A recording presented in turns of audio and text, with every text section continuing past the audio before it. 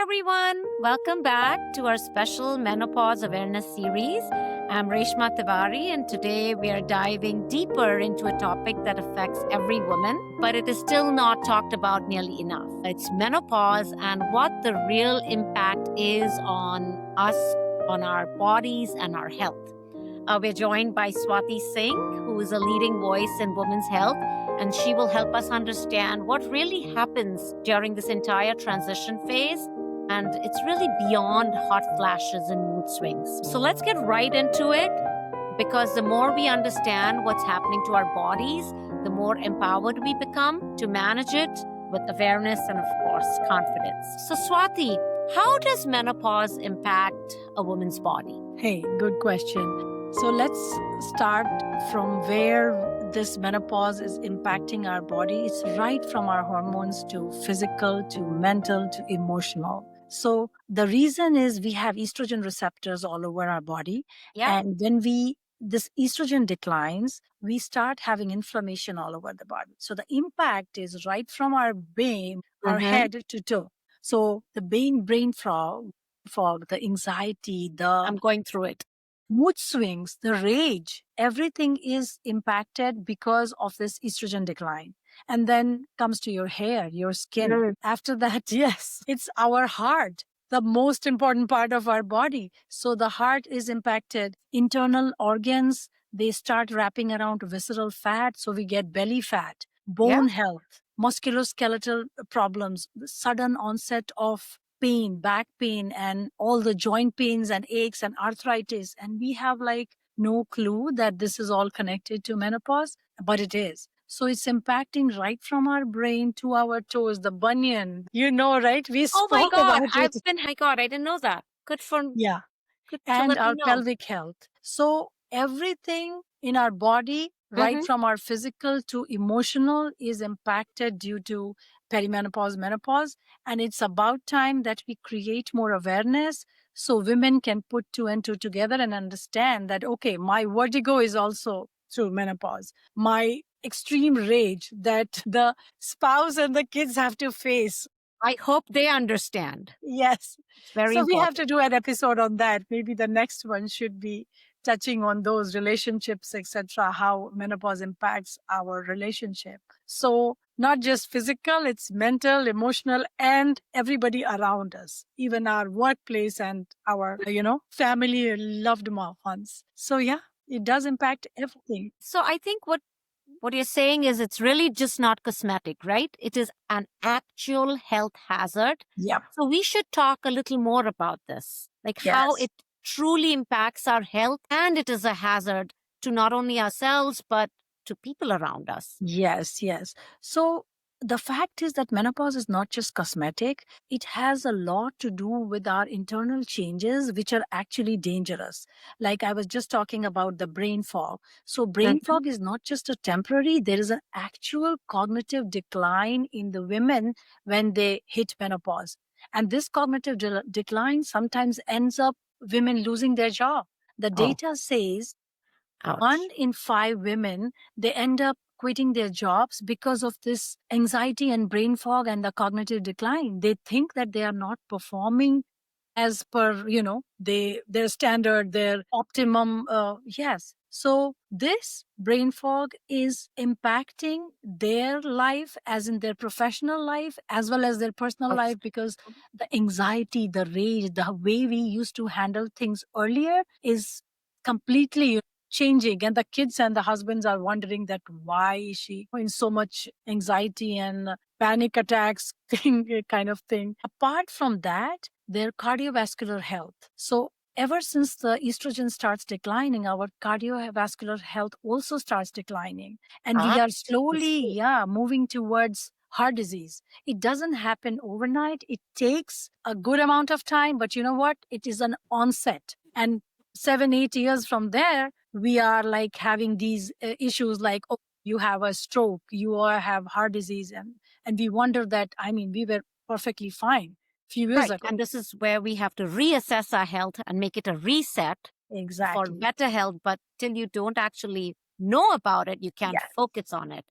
And what I want to tell people is we need to start now, because if you are taking care of everything menopause related now, then you can prevent all this. Because once you are way ahead in the heart disease or anything, there is no reversal, you know, there Mhm. is no going back in time. So we have to take preventive measures as is now to prevent our brain health, our heart health, our other organs. We suddenly start accumulating belly fat, and this is also not just cosmetic. This kind of fat is actually visceral fat, which is wrapping around our organs, so which is actually dangerous. So it's not just a woman is like, "Oh, I have a belly fat now." It's not just vanity. It is I have it. actually dangerous. Bone health. Now our bones starts Strengthening. losing. Yeah. Yeah. Yeah. And ever Weakening. since we enter into this, our bones starts weakening, Yep. and we need to focus on the bone health, the pelvic health. So everything is not just cosmetic, that okay, my skin is sagging, my hair is thinning, or my belly is protruding. Or we think that this is just cosmetic, and some women just dismiss it, saying that, oh, you know what, I don't care, I'm getting old, I don't care, I'm losing my hair, I Yeah. don't care about my skin. But it's not just vanity, there is more to it. And the deeper side is that it is actually impacting our health from inside. Some Mm. women say, oh, I'm past these hot flashes, meaning I'm over that. But guess Yeah. what? No, we are not. We We're are, never. once in menopause, you are going to be postmenopausal for the rest of your life. So Yeah. we need to start addressing those internal changes before it's too late. And that's why I keep emphasizing the need for menopause care.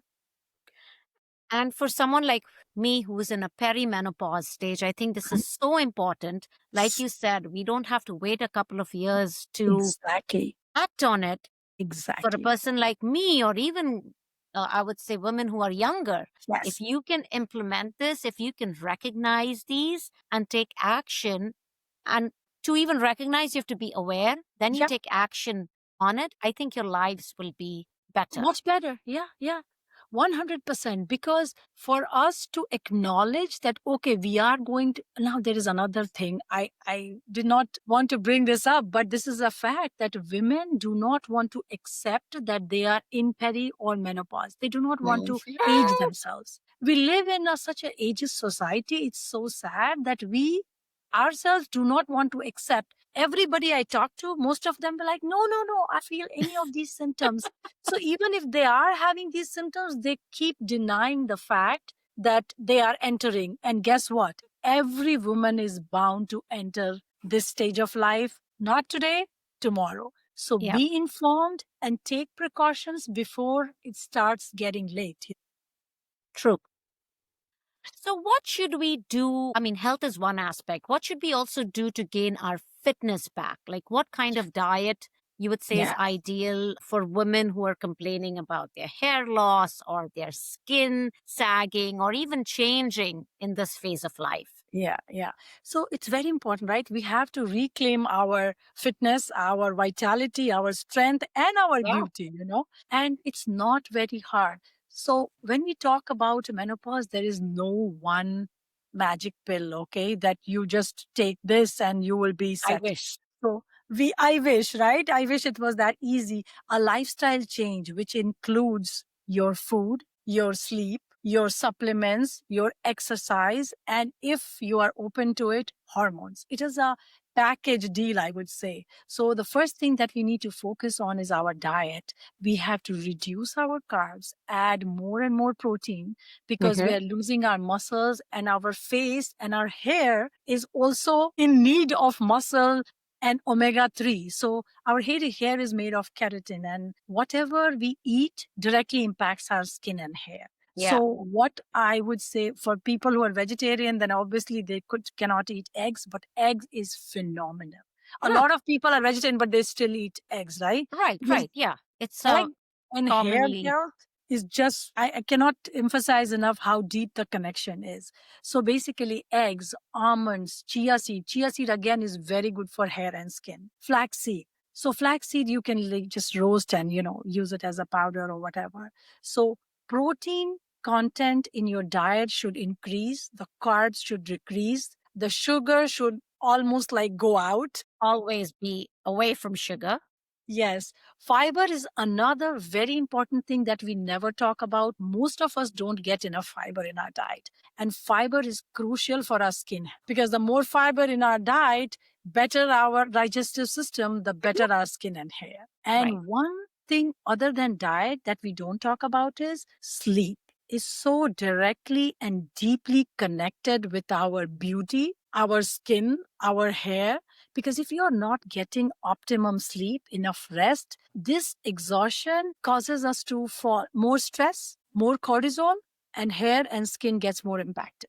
And you start losing the glow that you used to have. I used to always think sleep is so underrated. And Yeah. now I really understand a good night's sleep will make Yes. my, even going to my bathroom, my bowel movements, my Yes. skin, everything. It impacts Every everything, like you said. everything. Sleep. Sleep impacts your stress, your body, your diet, how you feel, how you mood. And every time you have a good night's sleep, look at yourself in the morning, you look much younger and much better. If you did not get enough sleep, you instantly look older. Yeah. So, other than the diet and the exercise, movement is medicine. The more you move your body, the better you will glow, as in health and beauty and fitness and mood and everything. So, a little bit of cardio, like even if it's 30 minutes walking, jogging, strength training.